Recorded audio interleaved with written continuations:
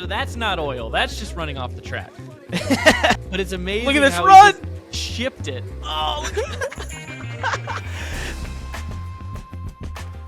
All right, welcome to another NASCAR Reacts. We still don't have a name for this. I'm Parker Kligerman, joined as always by Landon Cassill. You may know us from our podcast, the Money Lap podcast, which we talk about all motorsports. And this videos, though, we've been dissecting and diving into some of the greatest finishes and battles in NASCAR, and eventually we're going to do other motorsports.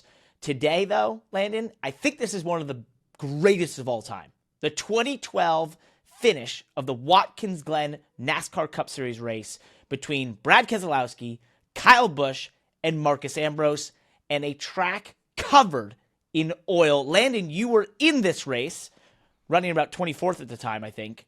What do you remember about the oil in the track? This was unbelievable. First of all, the greatest part about these these react videos is you're saying, Landon, you were in this race on pretty much every one that we do. So that's true.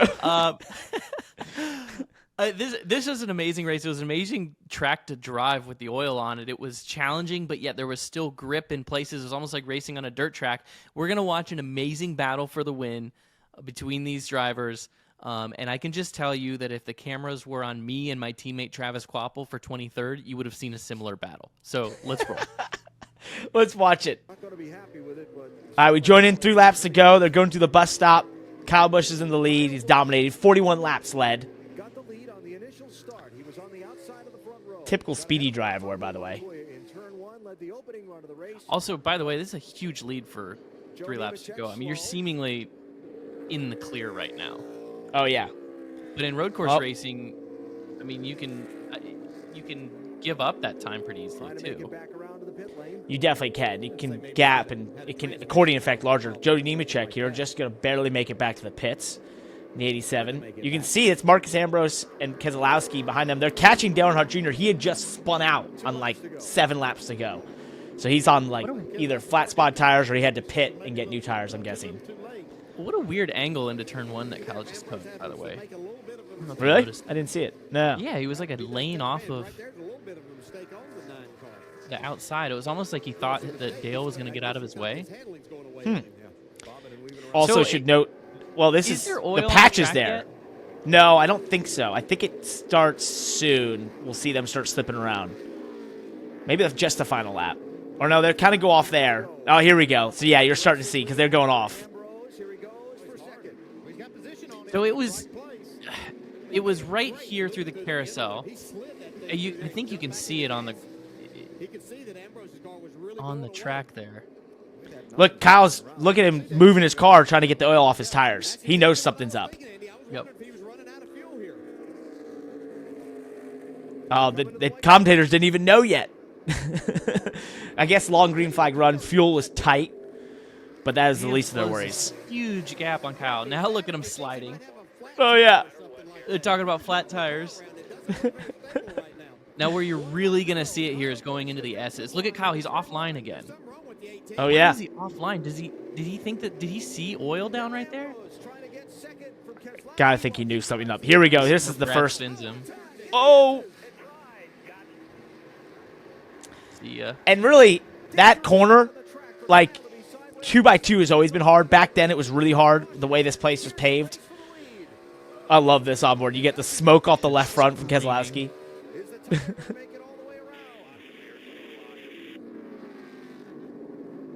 Oh! So that's not oil. That's just running off the track. This is where the oil is, right here, through the carousel. Right in the groove, and you can see the oil line right on the track. See that on their left side tires? Yep. But it's amazing. Look at this how run! He just shipped it. Oh, that oil was there this year in the Xfinity race. Same slide. You have to fire it into this corner. Oh, yeah. And with oil, I love that it makes it move. even better. Look how much of the track they use up. It's awesome. Here, I thought they were definitely going to wreck. But Keselowski couldn't get the power down. Oh! You know what I love about that finish right there is that Ambrose didn't yard sale Brad. Nope. He could have, but he didn't. Mm-hmm. That's what makes that such good racing. It's it's that, it's the amount of contact they had, but it was almost like coming out of the carousel there.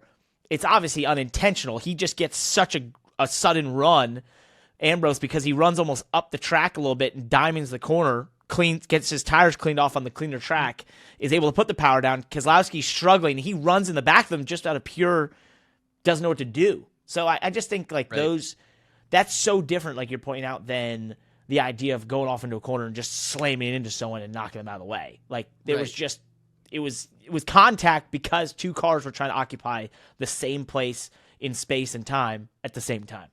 Well, and it's the hallmark of stock car racing, right? When you have body work and fenders, you have some leeway. You can use them, right? And they didn't use them maliciously to just kill each other, but they used it as a backstop to be able to race aggressively.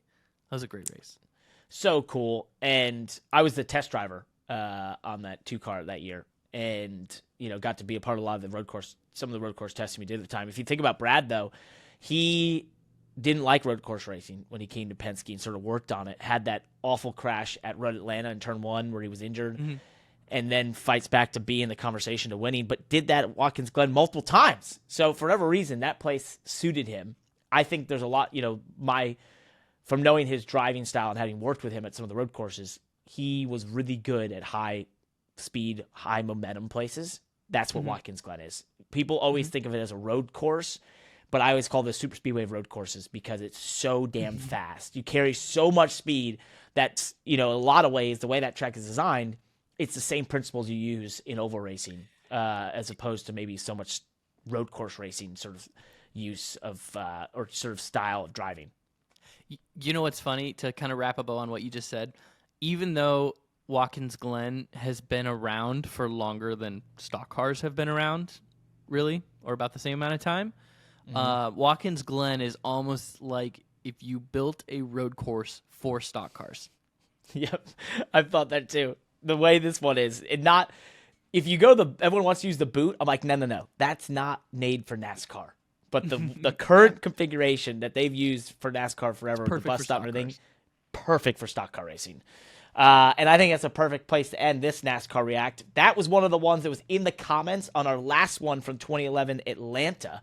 So as you've seen, we are listening. We're seeing your comments. Let us know. And this one, what you want to see next. We do want to try to do some non-NASCAR stuff. So if you have some recommendations that are not NASCAR, let us know. But this has been a lot of fun. Another Money Lap Reacts. Peace.